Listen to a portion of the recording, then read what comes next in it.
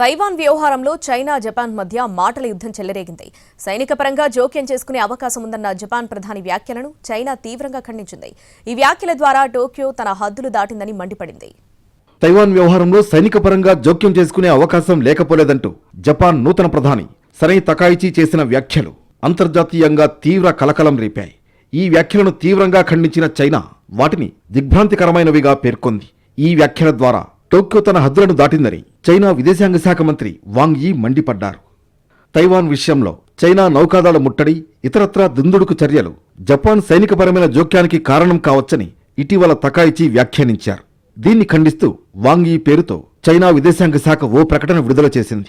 Taiwan విషయంలో సైనిక జోక్యానికి యత్నిస్తామని Japan నేతలు బహిరంగంగా తప్పుడు సంకేతాలు పంపడం, సంబంధం లేని విషయాలపై మాట్లాడడం దిగ్భ్రాంతికరమన్నారు. ఈ వ్యవహారంలో రెడ్ లైన్ దాటారు, మేం ధీటుగా స్పందిస్తామని వాంగ్ యీ హెచ్చరించారు. జపాన్ సైనికవాదం తిరిగి పుంజుకోకుండా నిరోధించాల్సిన బాధ్యత అన్ని దేశాలపై ఉందని వాంగ్ యీ తెలిపారు. జపాన్ ప్రధాని తకాయిచి అంతర్జాతీయ చట్టాలను, దౌత్య నిబంధనలను తీవ్రంగా ఉల్లంఘించారని ఆరోపిస్తూ బీజింగ్ ఇప్పటికే ఐక్యరాజ్యసమితి చీఫ్ యాంటోనియో గుటెరెస్కు ఓ లేఖ రాసింది. ఆ దేశం సాయుధ జోక్యానికి యత్నిస్తే అది దురాక్రమణ చర్య అవుతుందని స్పష్టం చేసింది. సార్వభౌమాధికారం, ప్రాదేశిక సమగ్రతను కాపాడుకుంటామని తేల్చి చెప్పింది చైనా.